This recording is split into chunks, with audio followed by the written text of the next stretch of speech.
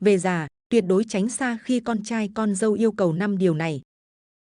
Người ta thường nói, già rồi chỉ mong có một mái nhà ấm áp, có con cháu quây quần là hạnh phúc. Nhưng có đôi khi, chính trong ngôi nhà ấy, người già lại trở thành người thừa.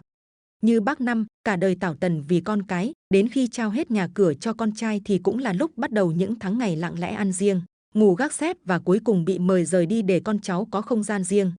Tuổi già vốn cần được an nhiên, nhưng nếu không đủ tỉnh táo và sáng suốt, quý vị có thể đánh đổi cả phần đời còn lại chỉ vì một cái gật đầu. Bởi vậy, có những yêu cầu từ con trai con dâu mà quý vị cần phải suy xét thật kỹ, đừng để lòng tốt của mình trở thành lý do khiến tuổi già chịu nhiều thiệt thòi. Thứ nhất, đứng tên tài sản, sang tên sổ đỏ cho con. Quý vị thân mến, việc con trai hay con dâu đề nghị đứng tên tài sản, nhà đất tưởng như là chuyện nhỏ, nhưng thật ra lại là dấu mốc quan trọng quyết định sự bình yên hay bất an của tuổi già. Người xưa có câu, người khôn giữ của, người dại trao tay. Tài sản, nhà cửa không chỉ là của cải, mà còn là quyền được làm chủ cuộc đời mình. Có một bác tên Mười, sống ở Cần Thơ, cả đời làm ruộng dành dụm từng đồng, xây được căn nhà cấp 4 nho nhỏ. Đến khi con trai lấy vợ, con dâu về sống chung, lúc nào cũng ngọt ngào. Ba mẹ yên tâm, tụi con sẽ chăm sóc đến già. Rồi một hôm, tụi nó thủ thỉ. Ba mẹ đứng tên căn nhà làm gì nữa, để tụi con đứng tên cho dễ xử lý giấy tờ sau này. Thương con, tin con, bác Mười chẳng suy nghĩ gì, dắt con đi công chứng sang tên. Vậy mà từ ngày ấy, mọi thứ dần thay đổi. Bữa cơm không còn tiếng cười. Con dâu ngày trước từng mời bác uống nước, nay chỉ lặng lẽ dọn dẹp rồi bỏ lên lầu. Một hôm, nó nói, ba mẹ ở nhà lâu rồi, hay về quê chơi ít hôm cho mát mẻ, tụi con sửa nhà. Bác Mười hiểu ra, mình đã mất chỗ đứng trong chính căn nhà mình đổ mồ hôi nước mắt xây nên. Về quê, bác sống một mình, nhìn lại, bác chỉ thở dài. Lỗi tại tôi tin người sớm quá. Tình thân là vô giá, nhưng giấy tờ tài sản phải rõ ràng. Đừng vội trao tay khi lòng người còn chưa chắc chắn. Tài sản là chỗ dựa tuổi già, là quyền tự chủ của quý vị. Chia cho con thì hãy chia khi mình thật sự muốn, và chia sao cho vẫn giữ được một phần để nương thân. Bởi vì một khi tất cả đã sang tên thì tiếng nói của mình cũng có thể bị lãng quên. Thứ hai, giao toàn bộ tuổi già để trông cháu. Chăm cháu là niềm vui, là hạnh phúc khi nhìn thấy máu mủ của mình lớn lên từng ngày. Nhưng khi niềm vui ấy bị biến thành nghĩa vụ không hồi kết, thì đó lại là một gánh nặng âm thầm bào mòn sức khỏe, tinh thần và cả sự tôn nghiêm của người già. Cổ nhân từng dạy, cha mẹ thương con như biển trời lai láng, con thương cha mẹ tính tháng tính ngày. Lời ấy, nghe sao mà chua xót. Bà Bảy, một người phụ nữ quê ở Đồng Nai, từng chia sẻ rằng, ngày con trai bà cưới vợ, vợ chồng nó xin bà ở lại chăm cháu vì cả hai đều đi làm. Thương con, bà gật đầu ngay, không chút đắn đo. Những ngày đầu, bà thấy vui, thấy được cần, thấy tuổi già vẫn còn ý nghĩa. Nhưng rồi, công việc trông cháu dần chiếm trọn cả ngày, từ sáng tinh mơ đến tối mịt. Bữa cơm ăn vội, giấc ngủ chập chờn, bà không còn thời gian đi chợ, trò chuyện với bạn già hay thảnh thơi uống một ly trà nóng. Một lần bà đau lưng quá, nói với con trai rằng bà cần nghỉ ngơi ít ngày, thì chỉ nhận lại cái cau mày. Mẹ ở nhà có làm gì đâu mà than mệt. Câu nói ấy như lưỡi dao cứa vào lòng. Bà Bảy kể, bà từng mất ngủ suốt đêm, nhìn đứa cháu ngủ say trong vòng tay mà nước mắt trào ra. Thì ra, yêu thương quá cũng thành lỗi, giúp đỡ quá lại bị xem là nghĩa vụ đương nhiên.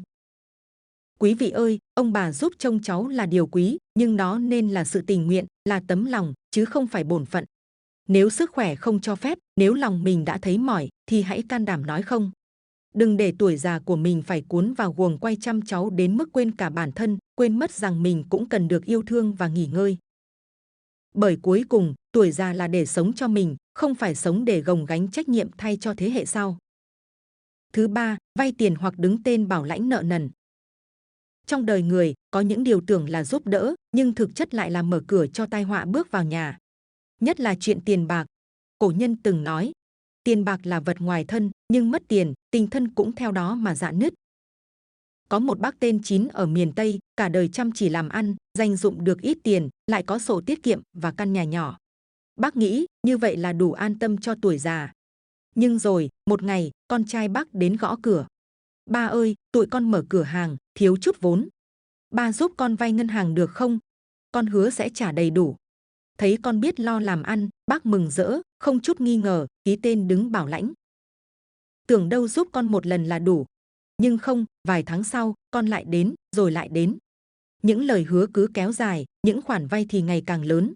Đến khi con làm ăn thất bại, nợ nần chồng chất, ngân hàng tìm đến bác Chín, thông báo căn nhà bác đang ở sẽ bị siết nợ.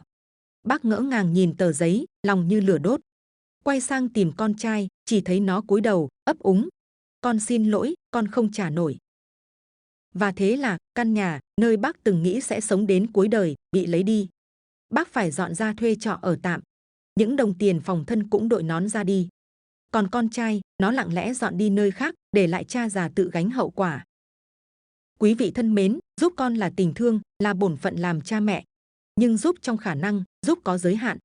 Đừng dại dột mà đứng tên vay vốn, bảo lãnh ngân hàng hay ký vào giấy nợ khi mình chưa thật sự hiểu rõ tình hình. Bởi khi rủi ro xảy ra, người gánh hậu quả lại không phải là con, mà chính là quý vị, người đã tin tưởng và thương con một cách mù quáng. Tuổi già không phải là lúc để thử thách vận may, mà là lúc để giữ lấy sự bình yên. Tiền bạc có thể kiếm lại, nhưng danh dự và nơi nương thân tuổi xế chiều thì không dễ lấy lại đâu quý vị ạ. Thứ 4, ở chung nhưng không được tôn trọng. Người ta thường nói, hạnh phúc nhất của tuổi già là được sống chung với con cháu, có tiếng cười, có hơi ấm gia đình. Nhưng, sống chung chỉ thật sự hạnh phúc khi có tình yêu thương và sự tôn trọng. Nếu không, căn nhà sẽ trở thành nơi bóp nghẹt tinh thần, còn người già thì trở thành cái bóng mờ lặng lẽ trong chính tổ ấm của mình. Có một bác tên Tư, người từng bán căn nhà của mình để dọn về sống cùng con trai và con dâu, với hy vọng tuổi già sẽ có người bầu bạn, chăm nom. Những ngày đầu, mọi chuyện vẫn yên ấm, con cháu còn hay hỏi han, mời bác ăn cơm chung. Nhưng rồi dần dần, bữa cơm không còn tiếng cười, mà thay vào đó là những lời nhắc khéo. Ba cứ ăn trước đi, tụi con còn bận. Bác ngồi ăn một mình trong bếp, nhìn mâm cơm nguội ngắt, lòng se lại. Một lần, bác vô tình làm rơi cái chén sứ khi đang rửa, con dâu cau mày, rồi nói vọng ra. Sao lần nào cũng làm bể đồ vậy ba? Mua hoài ai mà chịu nổi? Con trai bác ngồi kế bên, nghe rõ mồn một nhưng chỉ cúi đầu im lặng, không nói một lời bênh vực. Đêm đó, bác trằn trọc không ngủ được, lòng tự hỏi. Mình là khách hay là chủ trong căn nhà này? Rồi đến một ngày, con dâu đề nghị. Hay ba về quê một thời gian đi, ở đây tụi con cần không gian riêng, tụi con sẽ gửi tiền về hàng tháng. Bác hiểu rằng mình không còn được mong đợi nữa. Bác lặng lẽ thu dọn đồ đạc, rời khỏi căn nhà mình từng nghĩ sẽ là nơi nương tựa đến cuối đời. Quý vị kính mến, không phải cứ ở chung là tốt. Nếu sống chung mà không có sự tôn trọng, thì đó không phải là gia đình, mà là gánh nặng.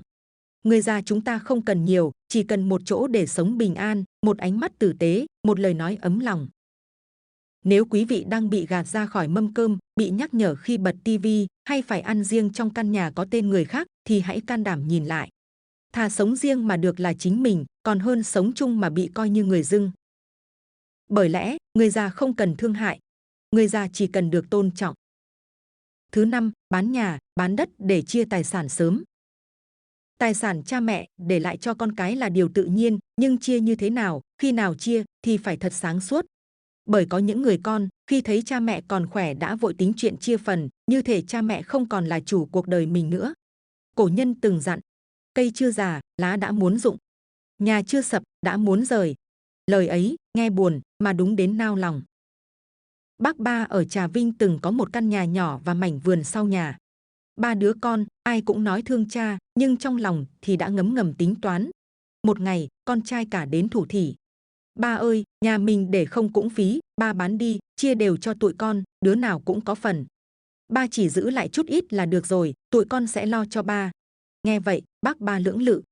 Nhưng rồi, các con cùng đến nài nỉ, người thì khóc, người thì hứa hẹn, bác mềm lòng, gật đầu bán nhà, chia đều. Ban đầu, con cả đón bác về ở cùng. Nhưng chỉ vài tháng, con dâu bắt đầu bóng gió.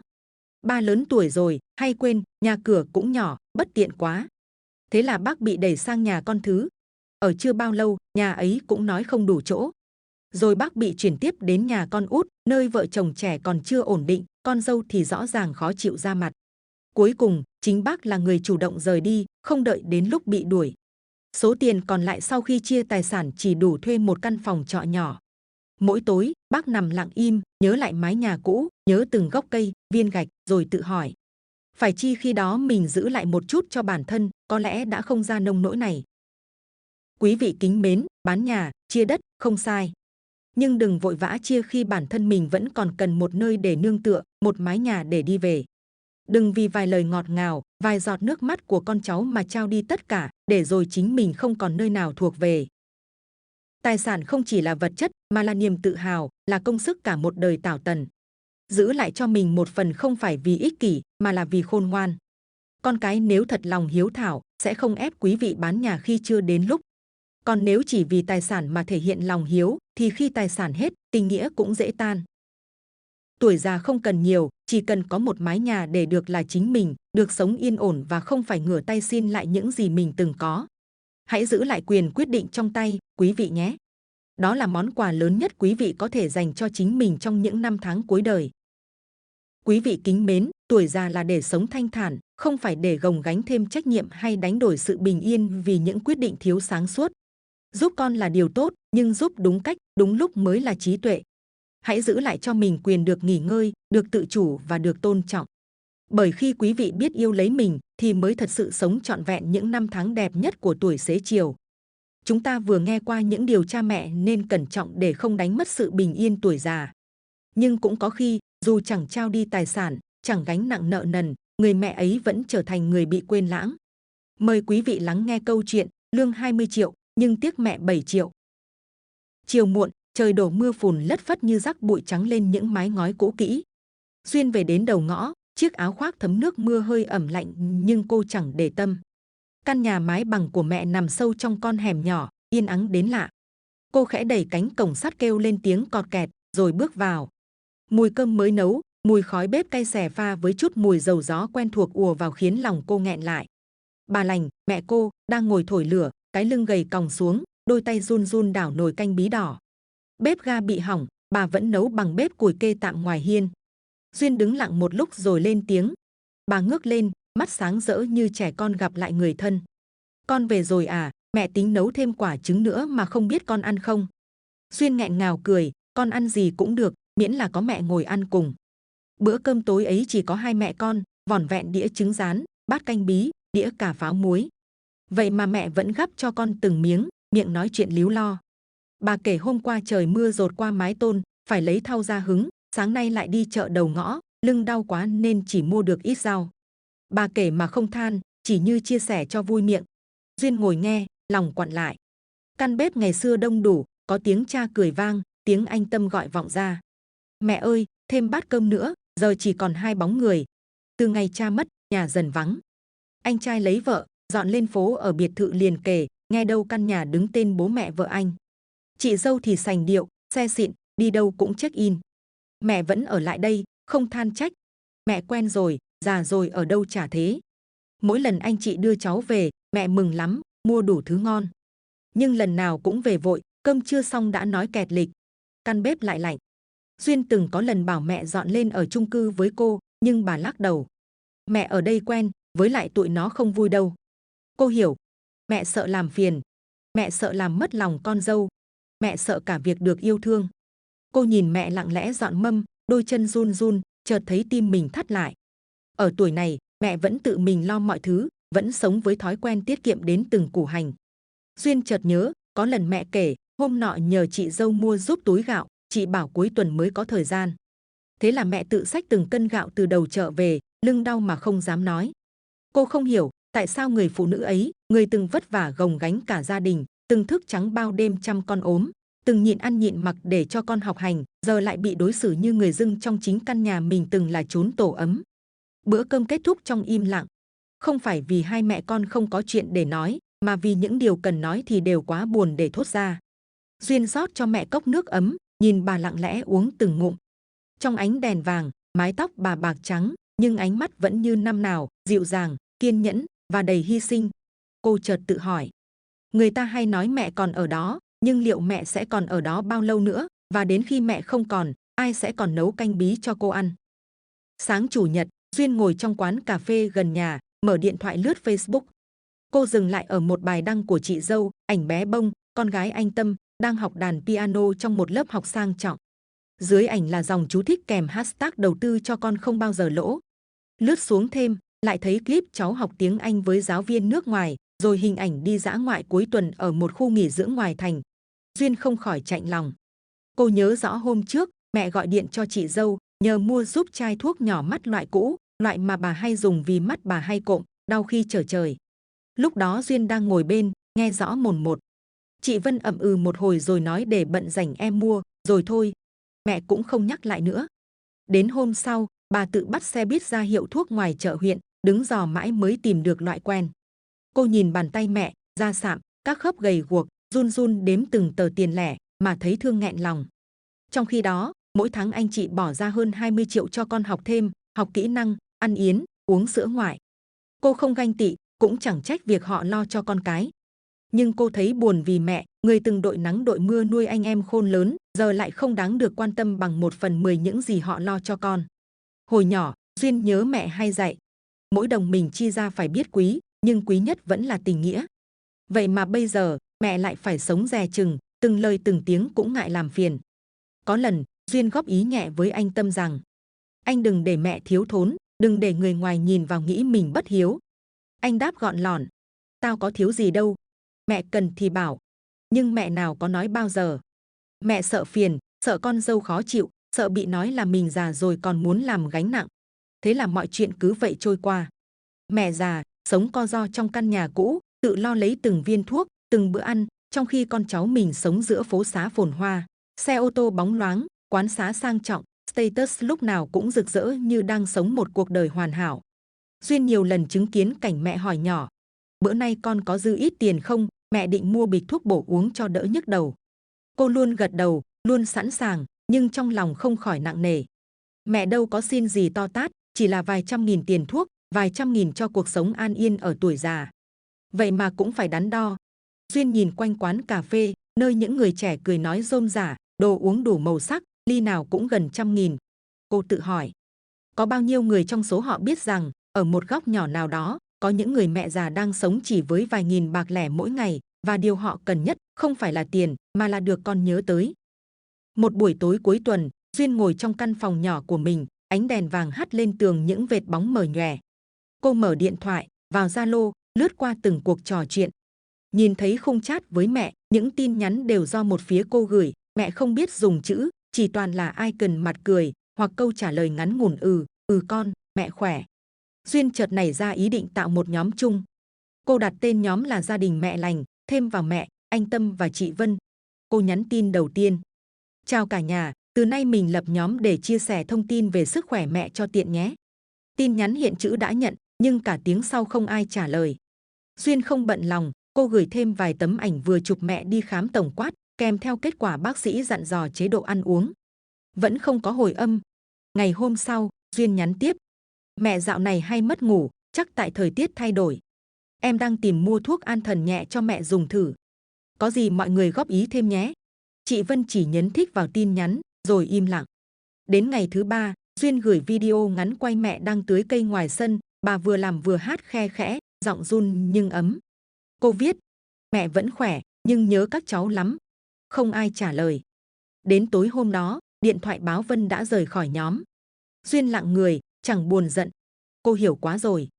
Đối với nhiều người, mẹ già không còn nằm trong ưu tiên thông báo nữa.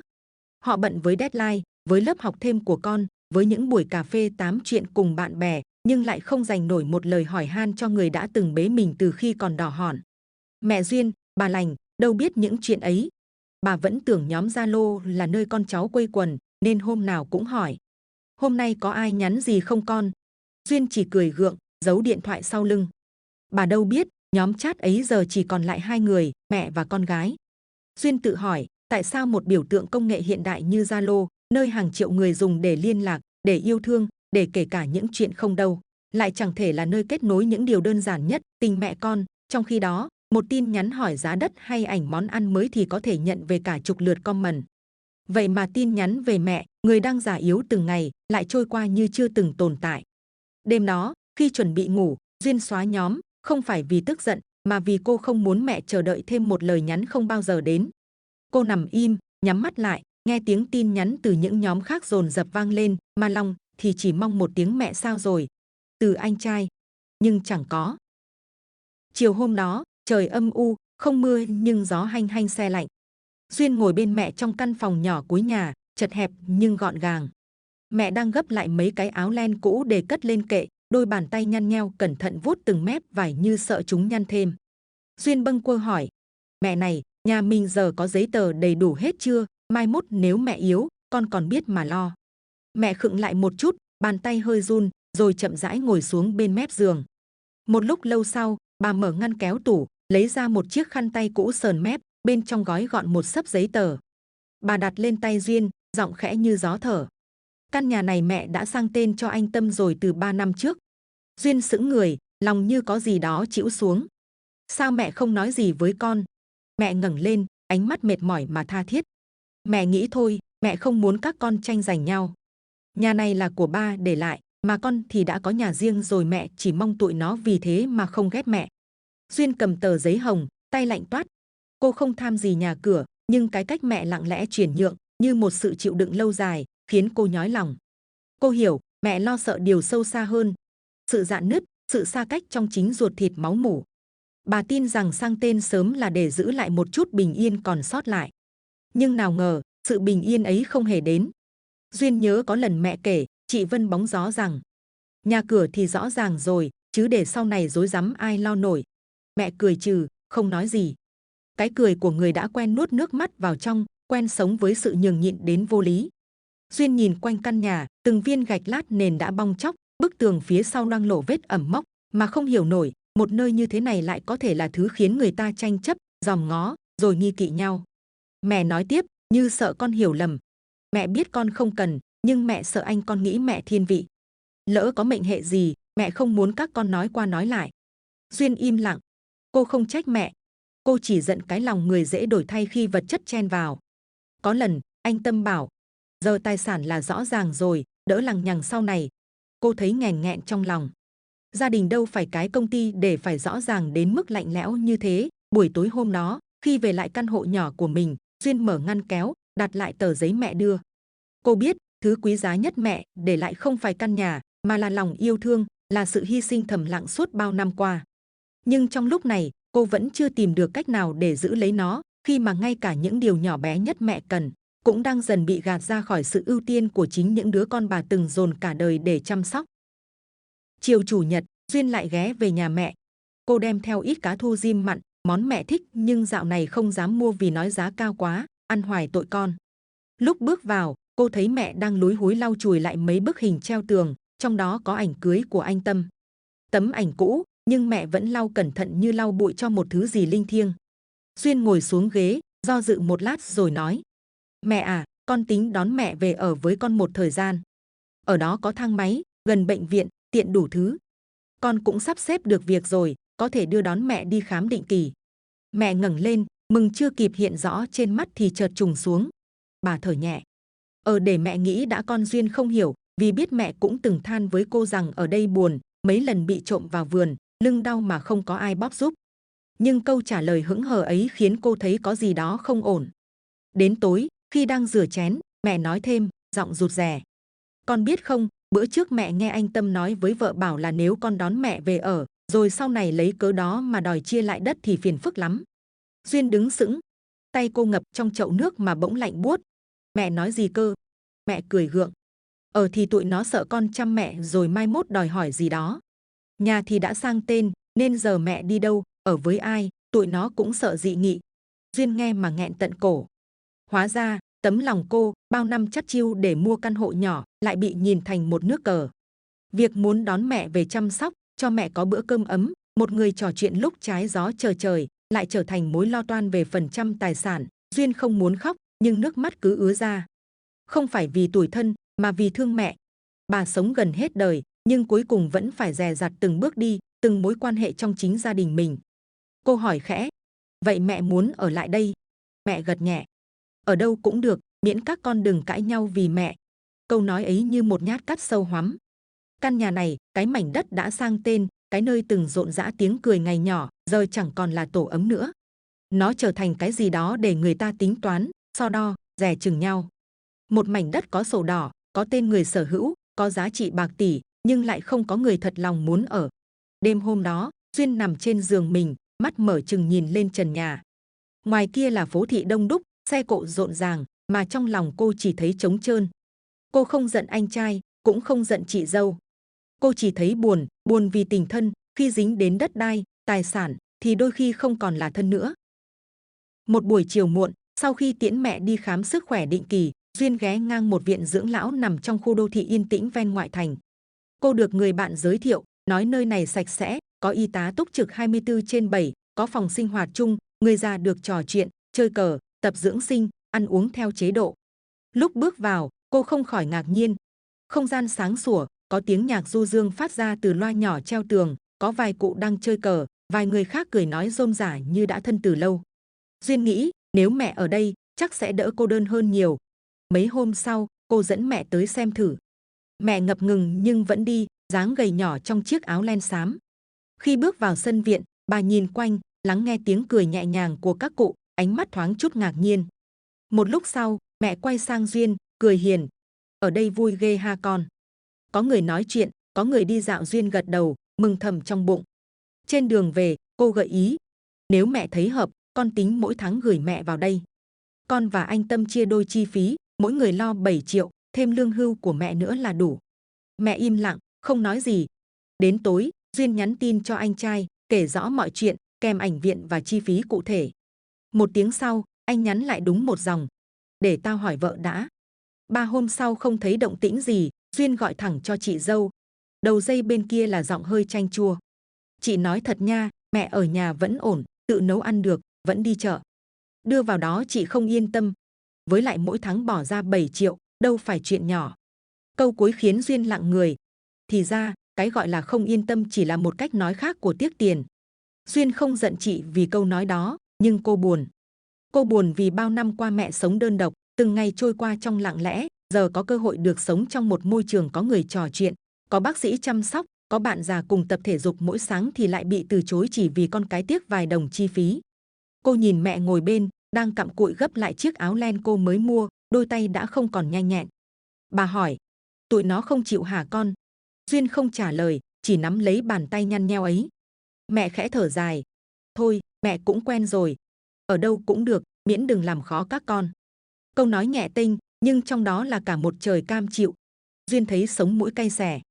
Ở tuổi này, mẹ vẫn phải cân nhắc xem con có khó khăn không trước khi dám mơ một cuộc sống thoải mái hơn. Trong khi đó, anh chị thì đang chuẩn bị cho chuyến du lịch Singapore, đăng lên Facebook nào là thưởng cho bản thân một kỳ nghỉ xứng đáng, nào là đưa con đi mở mang tầm mắt quốc tế. Mẹ thì ngồi giữa căn nhà cũ kỹ, mơ một giấc mơ bé nhỏ là có ai đó cùng bà ăn một bữa cơm nóng, hỏi thăm đôi câu mỗi ngày. Vậy mà cũng không dễ gì. Hôm ấy, Duyên vừa tan làm thì nhận được cuộc gọi từ mẹ. Giọng mẹ nhỏ, như thể đang giấu một điều gì đó. Con có rảnh không? Mẹ muốn hỏi cái này chút. Duyên lo lắng, nghĩ mẹ lại đau chỗ nào, vội hỏi dồn. Nhưng mẹ chỉ chần chừ một lát, rồi bảo. Hôm qua mẹ thấy hình con bông đi Đà Lạt, mẹ mừng lắm, cháu mình giờ đi chơi như người ta rồi. Duyên hơi khựng lại. Hóa ra mẹ cũng dùng Facebook, dù chỉ là tài khoản do hàng xóm tạo giúp, chỉ để xem chứ không biết đăng gì. Cô nhẹ giọng. Tụi nó đi chơi cả tuần đó mẹ. Bên đó lạnh, mà đồ ăn thì mẹ biết rồi, toàn bò nướng lẩu chua, chắc chị Vân lại chụp cả 100 tấm hình. Mẹ cười cười, nhưng nụ cười ấy không đến được đôi mắt. Mẹ thấy ảnh cũng vui, mà cũng tủi. Câu đó, bà nói nhỏ xíu, như thể sợ chính mình nghe thấy. Duyên im lặng. Tối đó, khi về tới nhà, cô mở Facebook ra xem. Chị Vân vừa đăng nguyên album ảnh gia đình 3 người đứng bên rừng thông, caption nổi bật. Gia đình là nơi bình yên nhất. Dưới bài viết là hàng loạt bình luận trầm trồ, khen chị khéo lo cho gia đình quá, anh Tâm đúng chuẩn đàn ông của năm, con gái xinh như hot girl nhí. Duyên đọc mà thấy lòng nặng trĩu. Giữa những hình ảnh lung linh và câu từ bóng bẩy đó, không một dòng nào nhắc tới bà nội, người đang sống lặng lẽ trong căn nhà cũ, không ai hỏi han suốt cả tuần lễ con cháu đi chơi. Cô nhìn mẹ đang lúi húi vo gạo nấu bữa tối, nghe tiếng ho khan vang lên trong gian bếp chật hẹp. Cùng lúc đó, một tin nhắn từ mẹ hiện lên Zalo. Con ăn cơm chưa? Mẹ nấu canh khổ qua, nhớ con nên nấu. Duyên bỗng thấy nghẹn ngào. Mẹ chẳng dùng Facebook giỏi như chị dâu, chẳng biết viết những dòng ngọt ngào để được người ta tán thưởng. Mẹ cũng chẳng có ảnh đẹp để khoe. Mẹ chỉ có duy nhất một thứ. Tình thương, lặng lẽ, mộc mạc và bền bỉ.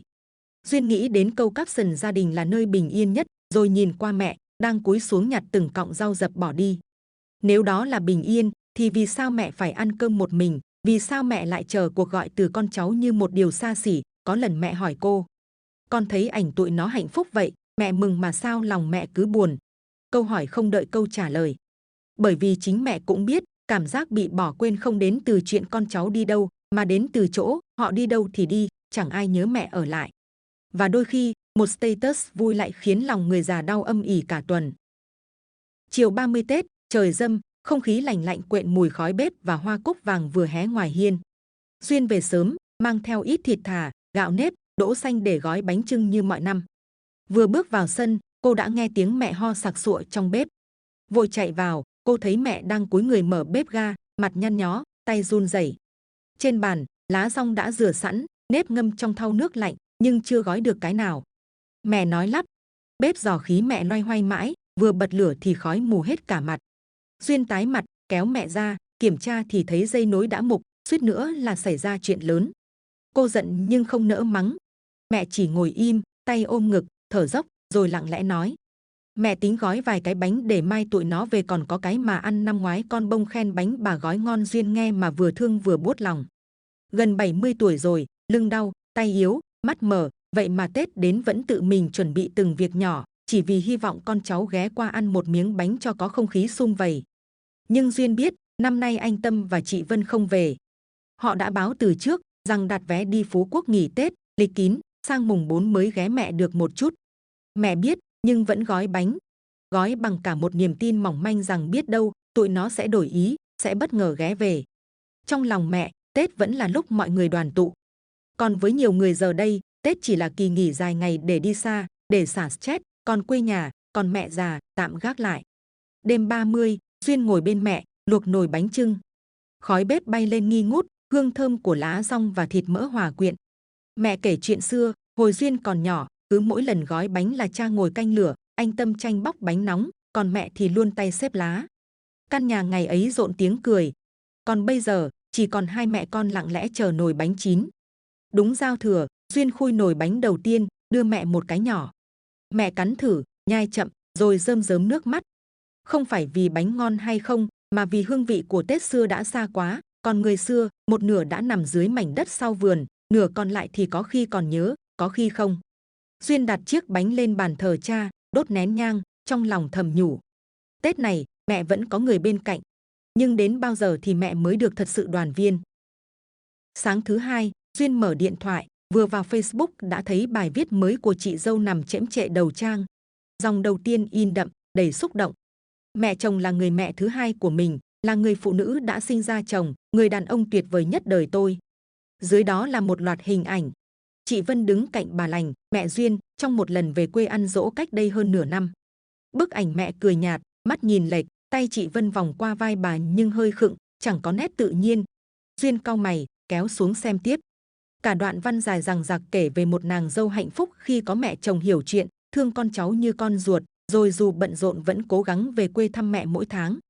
Bên dưới là hàng trăm lượt yêu thích, bình luận đầy ngưỡng mộ.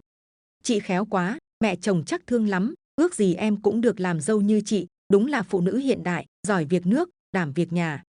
Duyên lặng người. Cô nhớ như in lần gần nhất mẹ cần chị Vân đưa đi khám định kỳ. Hôm đó trời mưa tầm tã, mẹ gọi nhờ vì Duyên đang đi công tác. Chị Vân bảo đang bận việc gấp, rồi nói sẽ chuyển tiền cho mẹ tự đi Grab. Nhưng không có đồng nào được chuyển. Cuối cùng, mẹ tự xách túi, đội nón lá, ra trạm xe buýt, ngồi lọ mọ một mình tới bệnh viện huyện. Về nhà, mẹ sốt cả ngày, không dám nói ai biết. Duyên khi ấy gọi điện mới hay, lòng đau như bị ai bóp nghẹt. Cô từng nghĩ sẽ góp ý với chị Vân, nhưng rồi lại thôi. Mẹ thì vẫn bênh chị, bảo tụi nó bận, thôi, già rồi phải biết tự lo. Giờ nhìn bài viết kia, Duyên không biết nên cười hay khóc. Người ta xây dựng hình ảnh nàng dâu hiếu thảo chỉ bằng vài bức ảnh, vài dòng chữ, vài cú nhấn đăng. Nhưng còn mẹ, người phụ nữ ấy, đâu cần lời hoa mỹ, đâu cần cả thiên hạ ngưỡng mộ chị dâu cô. Mẹ chỉ cần một bữa cơm nóng, một cái nắm tay khi trái gió chờ trời, một lời hỏi thăm thật lòng mà chẳng bao giờ có. Trưa hôm ấy, Duyên về quê. Mẹ đang nằm võng, quạt tay nhẹ nhẹ, mắt lim dim. Cô ngồi xuống, kể vu vơ chuyện trên mạng, rồi hỏi. Mẹ thấy bài của chị Vân đăng không? Mẹ cười móm mém. Thấy rồi. Cũng mừng dù không đúng lắm. Duyên cầm tay mẹ, cảm nhận được những đốt xương gầy guộc và hơi ấm quen thuộc. Mẹ không trách, không giận. Mẹ đã quen sống bằng sự cam chịu và hy vọng mong manh. Duyên chỉ muốn hét lên. Mẹ không phải đạo cụ để ai đó tô vẽ đời mình. Nhưng mẹ vẫn mỉm cười, như thể mọi điều đều tốt đẹp. Và có lẽ, nỗi buồn nhất chính là ở chỗ đó, khi một người mẹ phải cảm ơn vì những điều chưa từng được nhận. Đêm hôm đó trời trở lạnh đột ngột, gió thốc từng cơn qua mái tôn cũ kêu lạch cạch. Duyên đang ngủ thì điện thoại đổ chuông liên tục. Là bà Hợi, hàng xóm của mẹ. Giọng bà hoảng hốt. Duyên ơi, mẹ con ngã ở hiên nhà, bà ấy không nói được, mặt méo đi một bên, tay chân cứng đờ, chắc là trúng gió nặng rồi. Cô vùng dậy như có ai đẩy, vơ vội áo khoác rồi lao xuống đường. Đêm tối như mực, nhưng tim cô thì đập như trống làng. Trong đầu chỉ còn một ý nghĩ, mẹ mà có mệnh hệ gì, mình sống sao nổi. Đến nơi, Duyên thấy mẹ nằm trên giường nhỏ, mặt tái nhợt, mắt mở hé hé mà không nói được. Bà Hợi và hai người hàng xóm đang xoa dầu, bóp tay bóp chân, nhưng Duyên biết chuyện này không đơn giản. Cô lập tức gọi taxi, vừa dìu mẹ vừa run run gọi bác sĩ quen, dặn sẵn chuẩn bị cấp cứu. Đưa mẹ vào viện giữa đêm lạnh, lòng cô quặn thắt. Mẹ chỉ nằm yên, ánh mắt hoảng sợ, nhưng vẫn cố nắm lấy tay con gái. Bác sĩ nói bà bị đột quỵ nhẹ, may mà đưa vào kịp thời. Nếu trễ nửa tiếng, có thể bại liệt vĩnh viễn. Khi mẹ được đưa vào phòng theo dõi, Duyên ngồi ngoài hành lang trắng toát, tay vẫn chưa hết run. Cô mở điện thoại, nhắn cho anh Tâm. Tin nhắn hiện đã xem sau 5 phút. 10 phút sau, anh trả lời cụt lủn. Anh đang ở Singapore, họp mấy ngày. Có gì gấp thì báo chị Vân. Duyên tắt máy. Không phải vì hết kiên nhẫn, mà vì cô không muốn phí thêm thời gian cho những người chỉ xem mẹ là một nhiệm vụ trên danh sách, không phải là máu thịt ruột già. Gần sáng, mẹ tỉnh lại. Giọng bà yếu ớt, nói không tròn chữ. Nhưng ánh mắt vẫn sáng lên khi nhìn thấy Duyên ngồi kế bên. Bà cố cười, rồi lắp bắp. Anh Tâm nó có biết không? Duyên gật đầu, nắm lấy tay mẹ. Biết rồi mẹ. Nhưng anh bận họp nên chưa về được. Mẹ gật khẽ, không buồn, không trách, chỉ mím môi lại như nuốt hết cả nỗi đau vào trong. Rồi bà khẽ thì thào. Mẹ mừng vì con ở đây. Lúc đó, Duyên cảm thấy tim mình vỡ ra thành trăm mảnh. Cô không phải người xuất sắc nhất trong nhà, không thành đạt bằng anh, không có con cái để tự hào khoe với bạn bè. Nhưng ít ra, cô còn có thể làm một điều.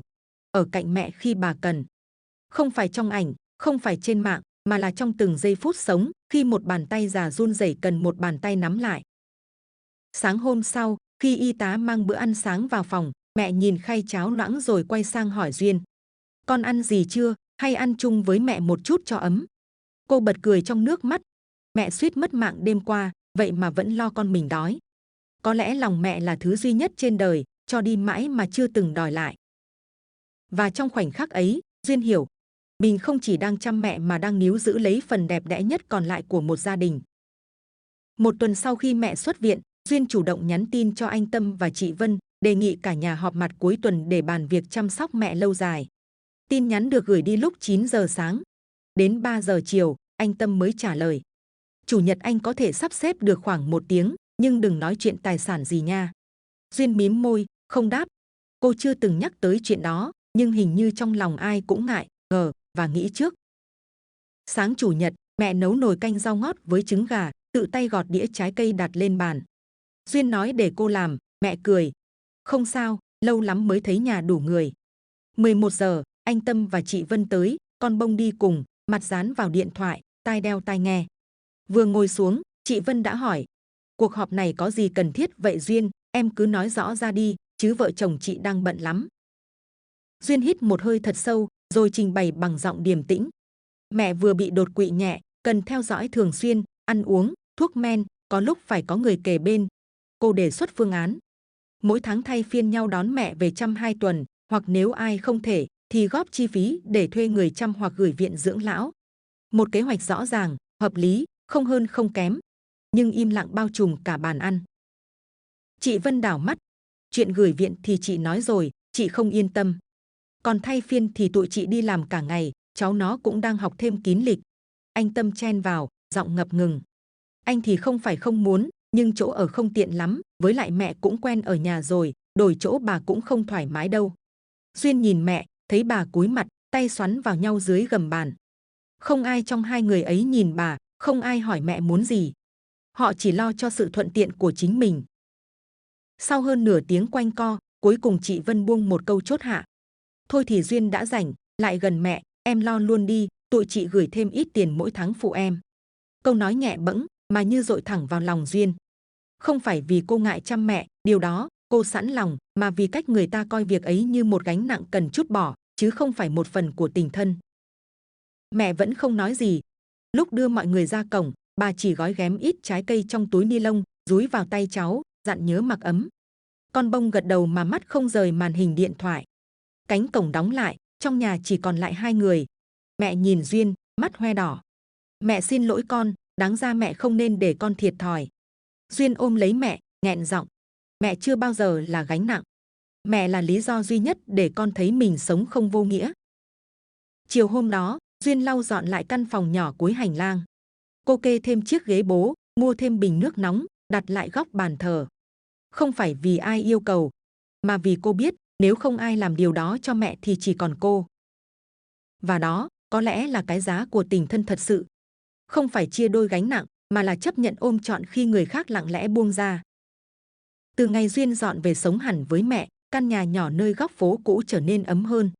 Bữa cơm ngày có canh nóng, có tiếng nói cười, có người xới cơm, có người nhắc ăn thêm miếng nữa cho khỏe. Mẹ như vui hơn, bớt lặng lẽ, đôi khi còn ngân nga mấy câu hát xưa trong lúc tưới cây hay lạt rau. Nhưng Duyên thì hiểu, cái vui đó mỏng manh như làn khói bếp, chỉ cần một cơn gió khẽ thoảng qua, cũng có thể tan biến. Một buổi sáng, khi Duyên đang chuẩn bị đồ ăn sáng thì mẹ đi ra từ phòng, tay bám vào mép cửa, bước không vững. Cô vội chạy lại đỡ, thấy người mẹ lạnh ngắt, mồ hôi túa ra đầy trán. Lại một cơn huyết áp tụt. Duyên dìu mẹ ngồi xuống ghế, lấy gối kê sau lưng, rồi đun nước gừng. Mẹ thều thào. Chắc mẹ già rồi sắp không ở được bao lâu nữa con à. Duyên nắm tay mẹ, cố giấu vẻ hoảng hốt, trấn an. Mẹ đừng nói vậy, mẹ phải sống lâu để còn xem con dựng chồng sinh cháu nữa chứ. Mẹ mỉm cười, nhưng đôi mắt lại đục hơn trước, như một ao nước lâu ngày không được nắng chiếu. Trưa hôm đó, khi mẹ đã khỏe lại, hai mẹ con ngồi ăn cơm bên cửa sổ. Ngoài sân, nắng rải vàng trên tàu lá chuối già, tiếng ve đầu mùa vọng về lẫn trong tiếng chim sẻ ríu rít. Mẹ chậm rãi gắp từng miếng rau, rồi nói như kể chuyện. Mẹ không sợ chết đâu con. Mẹ chỉ sợ lúc còn sống mà không có ai bên cạnh.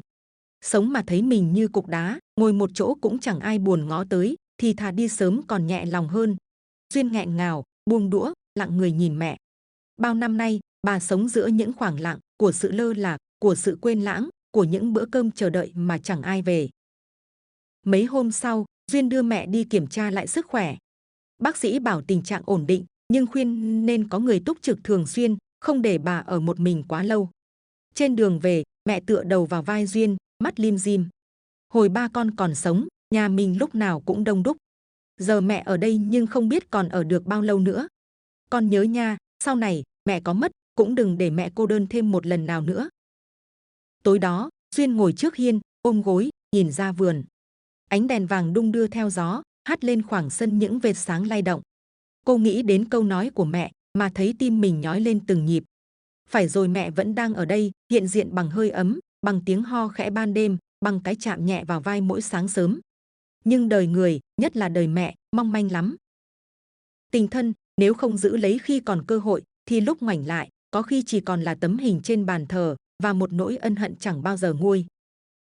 Và Duyên biết từ hôm nay, mỗi ngày còn được ở bên mẹ, đều là một món quà quý giá hơn bất cứ điều gì khác trong cuộc đời.